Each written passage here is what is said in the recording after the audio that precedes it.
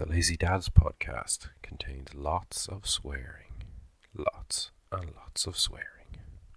You have been warned. You're listening to the Lazy Dads Guide to Movies with your two favourite hosts, me and him. Woo! How's it going, lads? Where are you off there? 2:20 into town, please. Yeah, no bother, buddy. What about you, bud? I have a lead card, I'll go into Ballyfermot. Mister, can you get me a ticket into Jingletown? Insert theme song here. Lazy dads, lazy dads, lazy dads, lazy dads.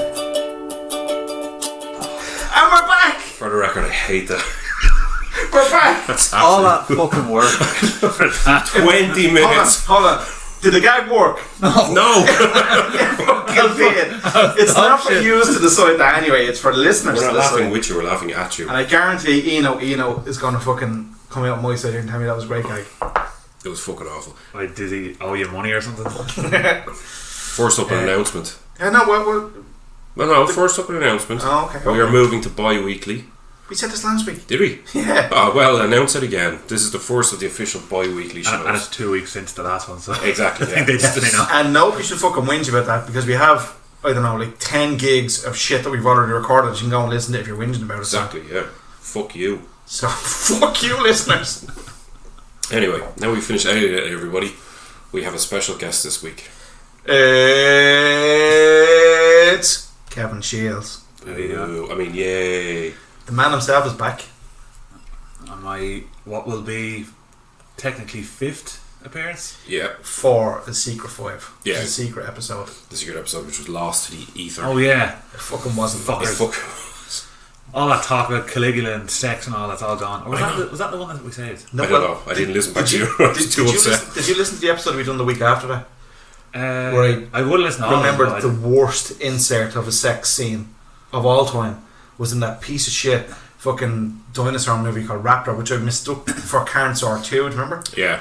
But it's Raptor, and there's a 20-minute awkward, weird sex scene with just some rando skinny bloke in the back of a pickup with like this, like, you know, fucking plastic porn star is the only kind of description you can give her, and she's on top, and they're like, oh yeah, for like 20 odd minutes. It's the most awkward Can I looking you've ever just seen. point out, you were describing my early 20s.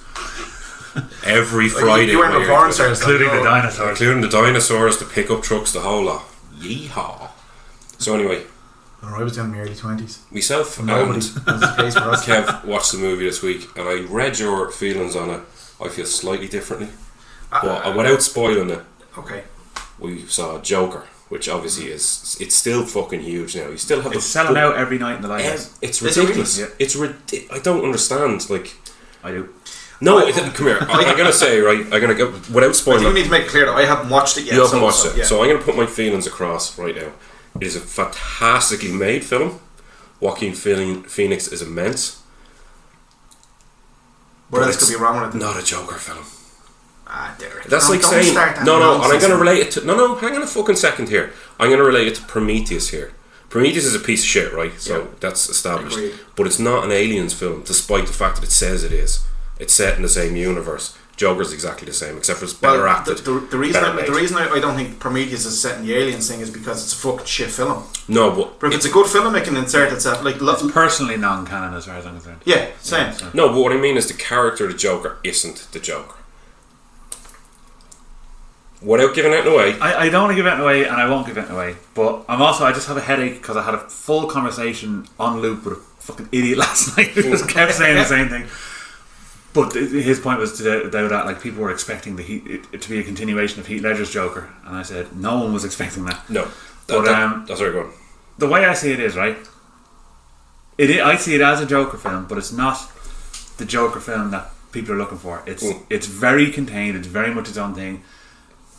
Like, it might not even really be in the same world as Batman. It's just, this is the story of a what if Joker story. Yeah, that's a fair point. Yeah. I wouldn't connect to this when people, because like people will say that again, without ruining anything, it's there's a lot of focus on mental illness and his behaviour in it, and he's not typical fucking Heath Ledger who's 10 steps ahead of everyone kind of thing, or Jack Nicholson who's almost suave in what he does, or Mark Hamill who's just wacky. It doesn't have those elements. It's a very different, way more realistic, grounded story of imagine the Joker in the real world. Yeah.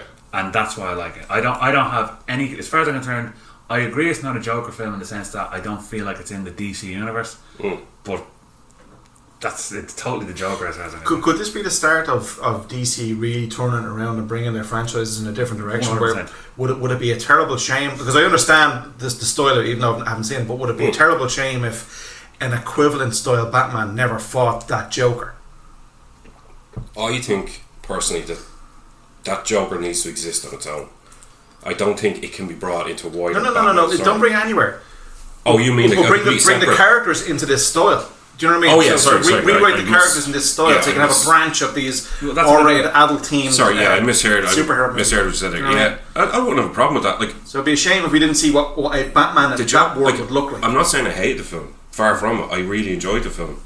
Just personally, it doesn't slot with the other DC stuff. No, it's not even that. I've never even seen the DC stuff, but I just didn't. Not the bad DC. Nothing should slot with DC because it's short. I didn't love it. I liked it and I didn't love it. I have another film later on that I think you two have seen that I liked and didn't love, but it's not that I hated it, and there was nothing about it I particularly hated. It just wasn't, oh man, this is fucking amazing to me. That's just how I feel about it. It's not like I saw, there was one bit I didn't like in it, one bit I can't say it without spoiling it. Don't say it, yeah. There's one thing that just did nothing for me, and I was like, that was pointless. But other than that, it was I feel like I know what you're talking about. I think you know what I'm talking about, yeah. And I've mentioned to you before about 30 Days a Night, and about changing literally editing out 1 minute, and could actually save a whole chunk of atmosphere. I believe the part you're on about, if it's what I'm thinking of, if they edited 5 seconds from it, it could work. You're possibly right, yeah. Okay, so we'll talk about it when Joe's on listening, because I think I know exactly what you're we need to talk about it on the podcast. So. Well, true, yeah. But because otherwise it's just pointless chit chat. That's true. But the other thing is, I think they are intending to do this sort of dark, like, you know, with Man of Steel they attempted to do this, make things a lot darker by literally darkening the fucking picture. And it's kind of grey more so than dark. Yeah, and someone actually did a colour correction. I think they just did it with the trailer now, but they did a colour correction of it, and it looks way better. It's mad, like, when people are looking for, like with us with the 4K and looking for, like, you know, a good release, good quality release, good PQ and things and so on, we're looking for just colour correction. We want colours to look appropriate, to look normal. And if there's an old film that we've seen, you know, that's had like a DVD release, that had a bare bones Blu-ray release, and then we get like a fancy 4K release, we want to see it looking the way it should look, the way it was intended. No fucking filters and shit all over it, like, you know what I mean? Well, that was some films take filters, but you know, J.J. Abrams, king of the lens flares, will have something to say about that. I don't mind lens flaring though. Lens flaring can work. It can, but too much of it. In Super 8, I thought the way he did it in Super 8 was excellent. Yeah. I haven't seen it. Hide the monster behind it, sort of thing. I thought it was super fun. You've never seen Super 8? Oh, I saw it in the cinema, but I haven't seen it since. But I have two examples of colour correction that were just a big problem on DVD and Blu-ray. First one, you probably already know what it is, which is Matrix. Oh yeah. Now, once they did Matrix 2 and 3, both of those films were shot with a really green colour palette. That's we like to call that the Fight Club colour palette. Yeah, well, Fight Club. See, I remember Fight Club kind of blew me away with that, especially when I was younger, because I'd never seen a film with jet black blood coming out of people, and I thought this is so much more brutal than fucking any kind of like. It's still too brutal. It's still shit. It's perfect, but you misspelled perfectly shit. Yet I didn't add another word. You added that yourself. I can edit that in though. Just say ugly shit there. Yeah, and your voice coming out. You'll get him saying shit at some stage. Yeah, Phantom Menace is shit. We're embargoed. Discussed about this. Even though it's a gag, even though that's a gag, you know that's going to get me fucking agitated.